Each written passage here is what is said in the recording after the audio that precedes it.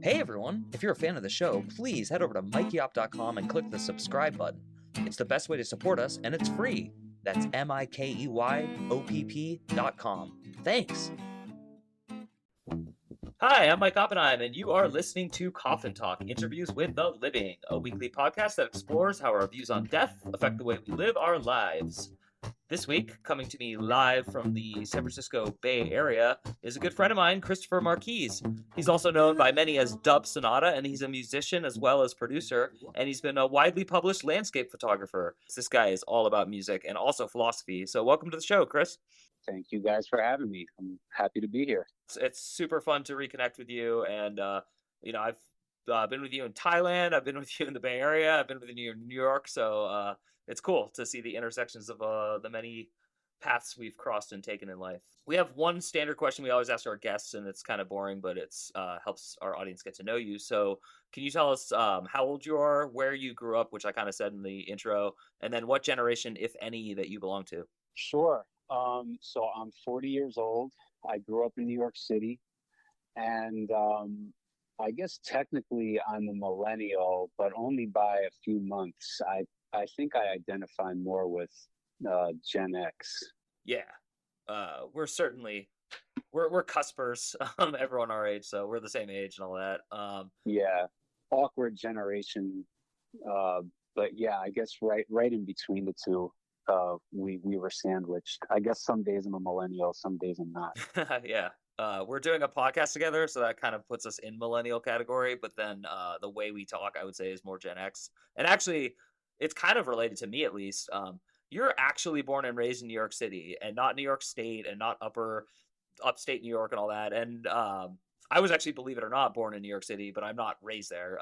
But would you kind of like, for a lot of people in our audience, I mean, you must have seen New York go through a lot of different changes. Is that true? And do you have any like opinions on that? Yeah, sure. New York certainly changed a lot while I was growing up. Of course, during, I guess, what some would refer to as New York's crazier era during my lifetime, the 80s, I was a little kid, so I might not have been aware of just how crazy it was. But, with change, I think always comes good and bad, so in the 80s and certainly before that, there was certainly more crime and more grit and grime, and nobody really wants that. But when you take away the grit and grime, I guess some places lose a little bit of their magic. And I haven't lived in New York for 10 years, so I really can't speak on it as a present day New Yorker. But I don't even think it, when I go back there for visits frequently, it doesn't even resemble the New York that I remember. And again, for both better and worse. It's safer. Some people would say that I'm wrong in 2022, but in some ways it's a safer place. It's certainly cleaner, but it's also less affordable. I can relate to that. By the time I was, 20, 25, 30 years old, I didn't feel like a normal, lower middle class person, could even afford to barely rent, let alone, you know, think about purchasing a place, even a one bedroom condo in the neighborhood that I grew up in. Which, I mean, what kind of city is that? What kind of place is that where the people that were born and raised there can barely afford to stay afloat? So anyway, I ramble, but yeah, New York, it's a great place. I think it's the greatest city in the world still. I love it. I miss it. I think about moving back there 3 times a day. But everything changes. Yeah, and I mean that's why I asked you, because I think it totally has to do with metaphysics and like the other questions we're going to get into as this podcast develops. And then the other reason I find it funny is that I'm from where you currently live, and I would give like word for word the same answers. Um, so it's interesting to me because the Bay Area, like I was just there visiting, and my heart like swoons at like every site, and it's so familiar to me, and it's like where I grew up, and I call it home sometimes by mistake because I haven't lived there in 5 or 6 years. But I also can tell people that the cost of living, everything you said, and so it's insane to me to just think about where we live and like the choices we make. And to me, this is relevant to spirituality because I feel like you have a calling to places and things like that. So kind of on that same note, what did bring you to the Bay Area eventually? Well, yeah, it is on the same note. I just kind of needed a break from New York. I did not move out here planning on staying. It's been 10 years almost to the day, believe it or not, since I drove out here. I just needed a break. I was pretty much living in a windowless recording studio. It wasn't really the healthiest of existences, mentally or physically. I was just grinding, working a lot, not really living, just working, like a lot of New Yorkers do, lifestyle wise. And it just kind of drove me a little bit crazy. I reached a number of breaking points. And I remember it was one particular traffic jam that I was just sitting in a parking lot on the West Side Highway where I said, man, this just sucks. This sucks. This just sucks. And I wanted something different. I didn't want to leave New York. I still identify as a New Yorker. I can, move to the moon and still consider myself a New Yorker. I just wanted to leave New York. I wanted to leave everything that I was doing every day, every night behind for a little while and take a long break, not a vacation, not a week or a month. I just wanted to go like a one-way exit plan and, just be out for a while. I chose the Bay Area. I had a lot of friends here, some mutual friends of ours, of course. I landed here. I took well to the area. I had been a frequent visitor for a long time as it was. And, here I am 10 years later. I mean, I really couldn't have picked a greater place in the 48 states. I think that as far as I go, I think it's here or New York. I love them both. That's really cool. Yeah, and me too, actually. And here's like a really cool compliment I can throw your way. You're a great photographer, first of all, not just good. I mean, I really, really sincerely encourage our audience to check out his work. But you take photos of places like I grew up seeing, and I never even saw what you see. Like you must like just, I mean, get up at like the strangest hours, sit all day at places and stuff. But you have captured the beauty of the Bay Area on like a level that I am not jealous of because I'm not a photographer, but like I wish my eyes saw what you see. So I'm curious, like, has photography always been something you were into, or did that come like later? Because we are going to get into your music and stuff, but did that start when you moved there, or what? What's the story? Yeah, it kind of started when I moved out here. So my mother is a photographer, a photojournalist. So I did grow up around her work, her colleagues, other photographers, camera gear. The bathroom in our apartment was a dark room sometimes. I always enjoyed taking pictures, but it was more of something I did when I was traveling, or just something I did to document a memory or to show off, look what I did, look where I was, show my friends or what have you. It wasn't ever something that I studied or focused on or treated the way that I treat music, for instance, which was always trying to produce a piece of a final piece of artwork that other people can enjoy. I didn't look at photography like that until I moved out here. Incidentally, I felt for a while like I was on a vacation when I moved here. I was in a new place, but I was living here. It was like a long-term vacation. The Bay Area, as you know, is a beautiful place. Within a half hour in any direction from San Francisco, Oakland, Marin, wherever, you could have, you have national parks, you have redwoods, forests, beaches, blah, blah, blah. So there's no shortage of beautiful things to photograph. And because I felt like I was on a vacation, I found myself taking a camera with me everywhere I went, because everywhere I went kind of felt new for a while. And that's kind of what started my journey as a photographer, as opposed to, a lot of people would say the same thing about New York City. New York transplants, people that got to New York at age 20 or 30 and didn't grow up there, they see it as an exotic place. Even the grimiest, darkest corners and alleyways of New York, they see it like, wow, that's crazy. Whereas to me, it's just normal and regular. That's the way I looked at the beauty of the Bay Area, the fog and the hills and the mountains and beaches and the whole coastline. It was foreign to me. So it was exciting, and it inspired me to capture it and document it and start looking at photography as an art form, as opposed to just something I did to preserve memories or show off, or, look at me, look where I was, look what I did. That's cool. That's cool. And I have a lot of questions I think I'm going to tie back to this, but I'll probably just circle back around. So moving kind of backwards to the other thing, which is actually your livelihood, which is music.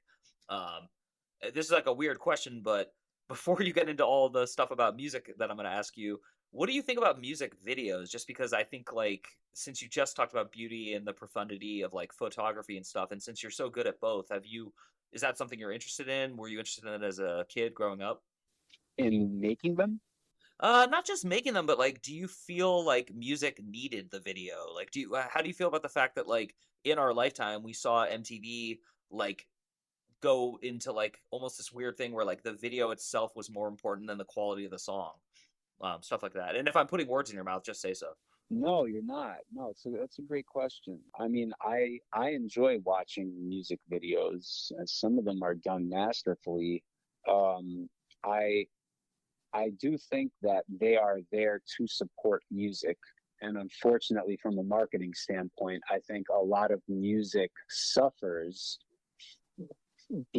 from not having music videos in the cases that songs don't have them.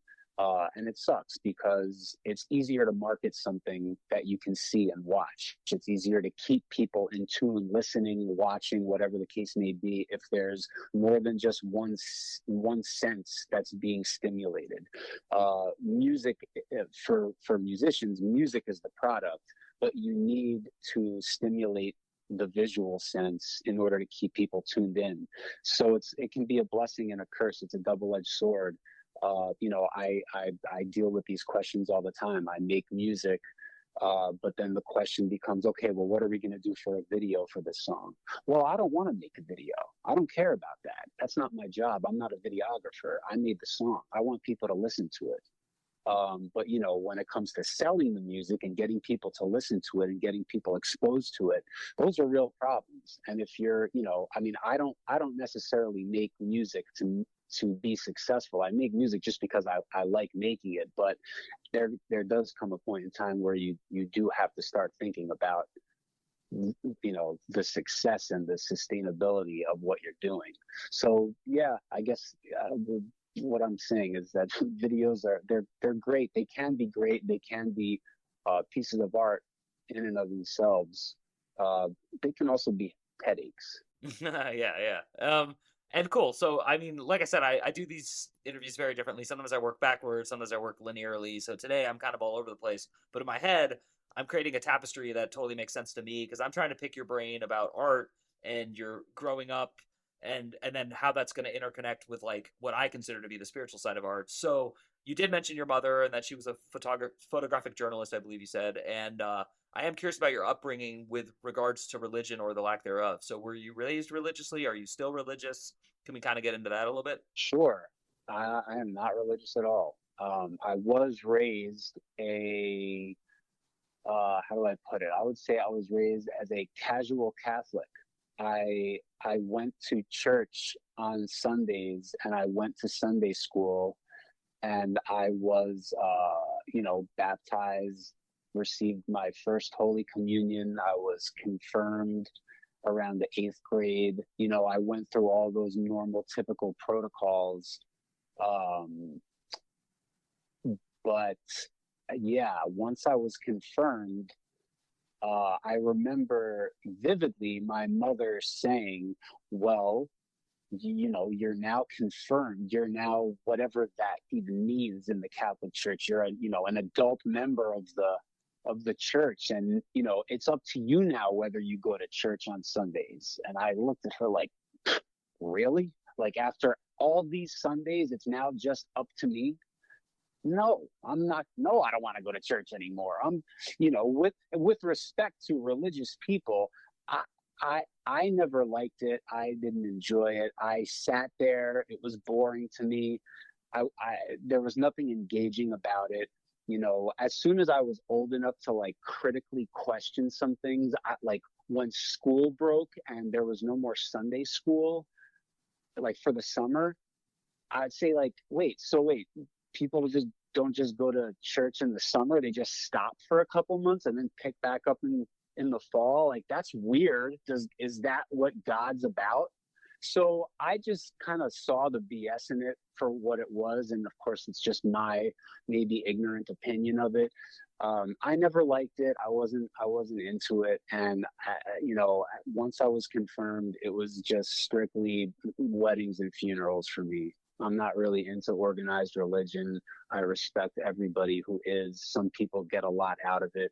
I never did. I probably see the darker sides of it than the brighter sides of it. I guess that's just the kind of person I am, maybe. But yeah, not very religious these days. Totally makes sense to me. And so then what about like, and it's the vaguest term on earth, but it does have its place and purpose. What about spirituality in general? Like, are you a spiritual person? Were you a spiritual person? Sure. Yeah, I think I am to a degree a spiritual person. I certainly don't think that human beings are the end all higher power. We're not God. There's something out there, probably many bigger and greater things out there. And yeah, I mean, sometimes I even find myself, I don't know I don't know if I'm praying, but I'm doing something. It's hard to even categorize and put in words what I do sometimes in my darker moments, in my better moments, whether I'm asking for help or hoping for help or thanking God or the universe or something for the things that I've been blessed with, what have you. Yeah, I find myself trying to come to terms with and understand and relate with whatever else is out there. But I don't know. I'm just a stupid human. I'm a lowly creature, and I certainly know that there's more out there. I don't get anything out of going into a building and tithing and giving money in a basket and going up and getting a little wafer on my tongue. None of that stuff does anything for my spirituality personally. For other people, it does. For my close family, people that I love and hold dearly to my heart, they would think I'm going to hell for the things I'm saying right now. That's okay. I think all that stuff is junky. I get the same satisfaction with my own relationship to my inner self and to greater powers out there in the sky, in the earth, whatever, just in my own crazy head. Yeah, dude. I mean, that's great. As my mom always says, from your lips to God's ears, because I definitely gel with that answer a lot.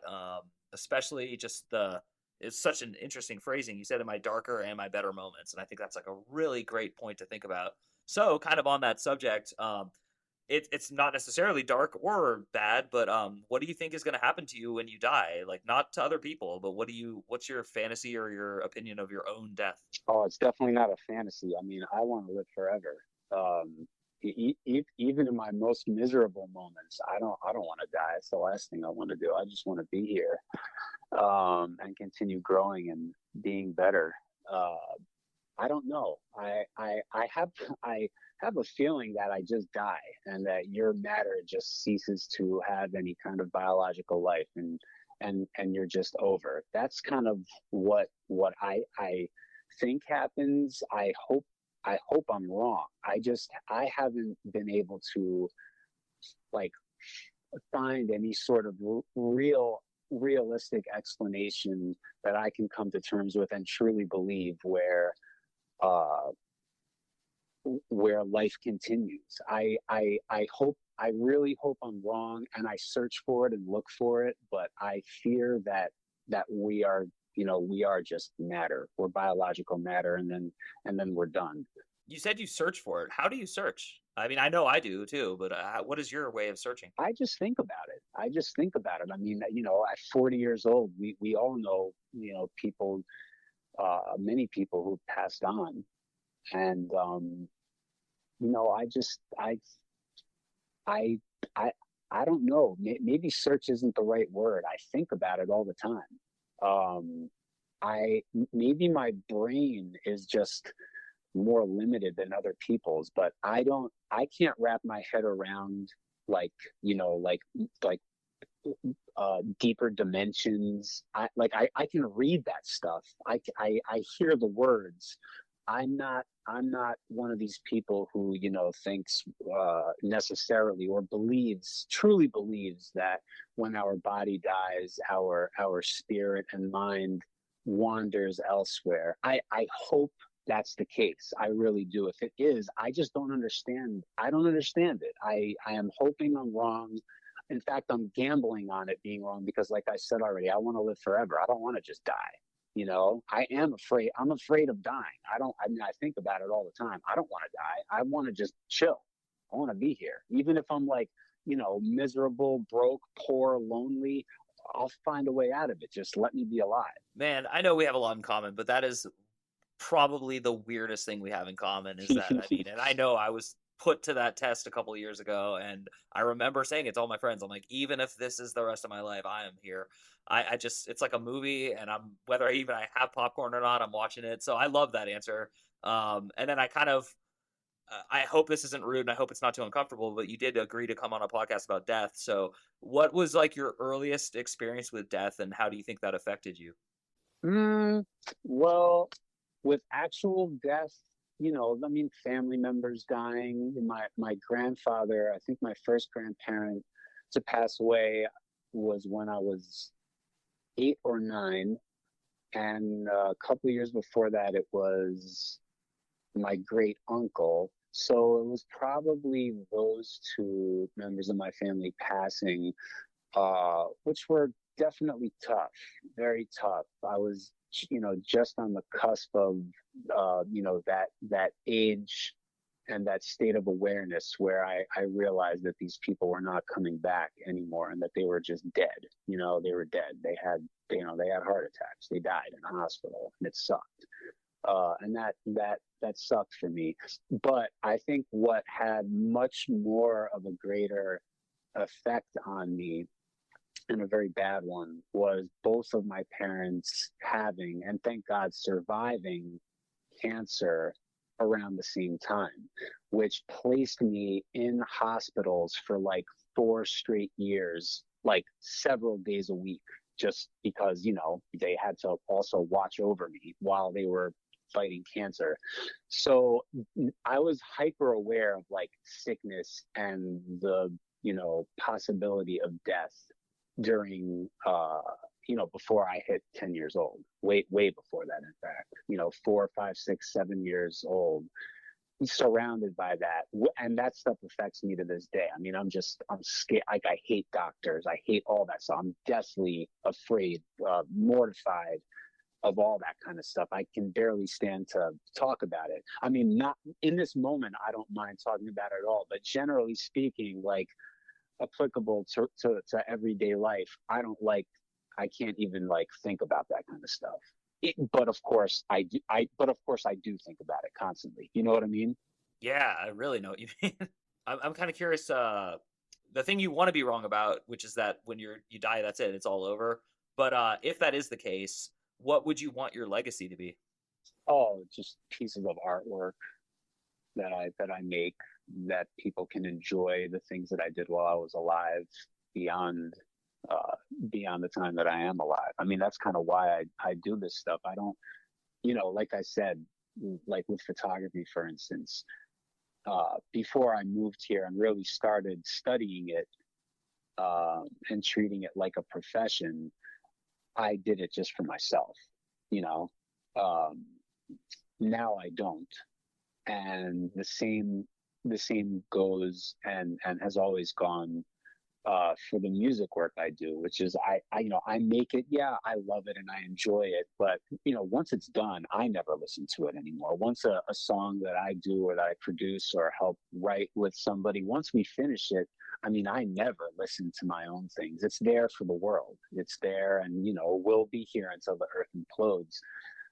I don't know that and I hope that everybody who interacted with me is glad that they got a chance to do so when I'm gone, because they'll all be gone shortly after.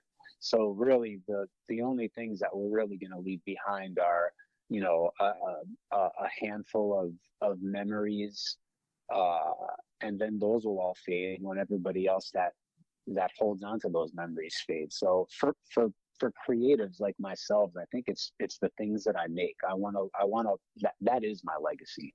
That's cool. I don't know if you remember meeting me, because it was a very different experience for you than it was for me. I was going with my friend to his old college to meet a ton of people at once, and you were one of those people. So don't misunderstand me. I'm not going to be offended if you don't remember meeting me at that age, but you were like 21, 22, so was I.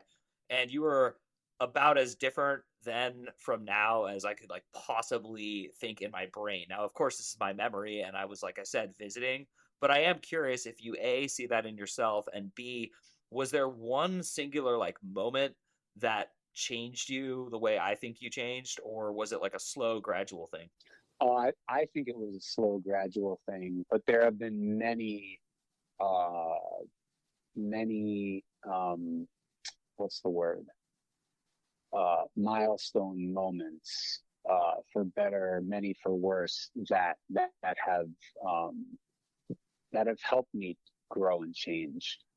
In some ways, I am the exact same person as I was 20 years ago. The exact. Yeah, undeniably, in a good way too. I mean, Sure, sure. I mean, also in a bad way. I'm far from perfect, but I am very much the same person, uh, to my core as I was when I was a kid. But thank God, in many other ways, I wouldn't even say I'm smarter. I've just shed a lot of, the dumb, stupid layers, of my youth, and probably more rational, logical, calm, more centered, less extreme.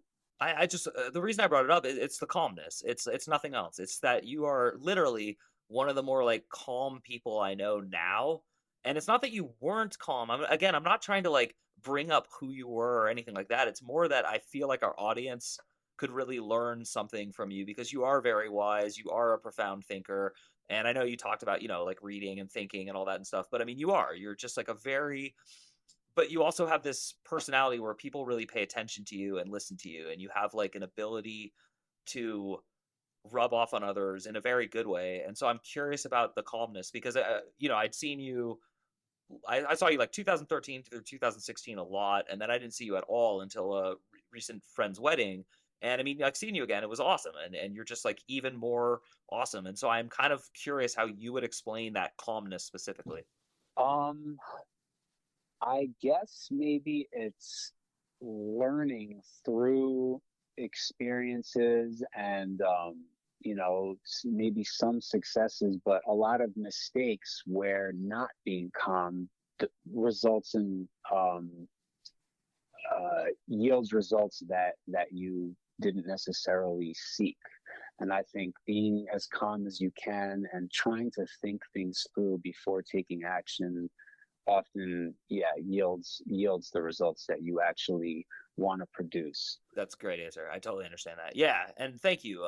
This has been a fantastic podcast for me. I could ask you so many more questions. I mean, I wanted to ask you a lot about art and commercialism, and how the intersection works for you, and advice for younger people just starting out. Unfortunately, I do not have time for any of those, so maybe I'll have you back on in the future. But I do always leave my guests the floor. I let you just kind of say whatever you want to say, and believe me, you can ramble. I am down with whatever you want to say. So this is it. This is your floor to say whatever you want to say to an audience of curious, not like-minded individual thinkers who love to hear people talk about their life and death. Sure. Well, thank you for listening and thank you for having me. Um, you know, I hope, for everyone who disagrees with the things that I said. I hope I didn't rub anybody the wrong way. I'm certainly,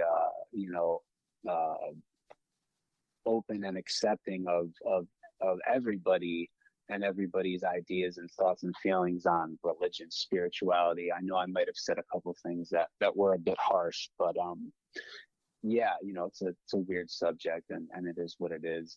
As far as my work, if anybody's interested in checking out my photography stuff, it's my full name.com, ChristopherMarkisz.com. And if you want to look up any of the music that I've released or produced, you can look up Dub Sonata, which is my stage name pseudonym.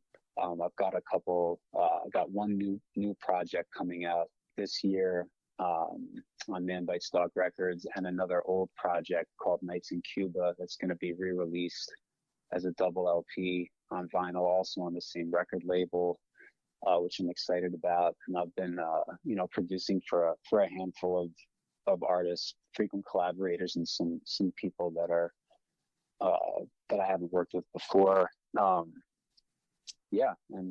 think. Oh, and one more thing: if you happen to be a fan of either Latin jazz or the Grateful Dead, I am executive producing a project called The Latin Dead, which is basically a 10-piece Latin ensemble that performs the music of the Grateful Dead. It is very cool. We've got some of the most well-known, most respected musicians, not only in the Grateful Dead scene, but in the Latin jazz salsa scene, that are contributors to this project. It's really cool. We're hoping to release this first album that we just recorded later this year, and hopefully take the show on the road. Again, it's called The Latin Dead. Any Latin jazz or Grateful Dead fans, check that out. I think that you'll be really interested in the work that we're doing. That is so cool. I've definitely listened to a lot of your music, and I love it. And as I already raved, I love your photography as well.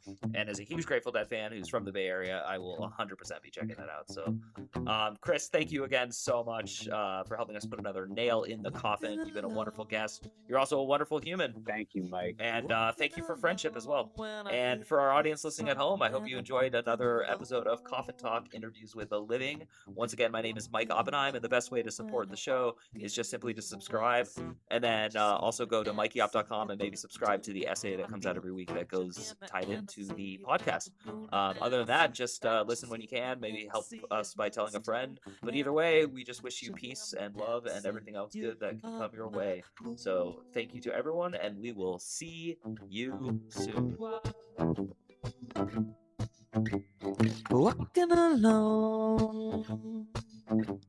Walking alone when I hear this song.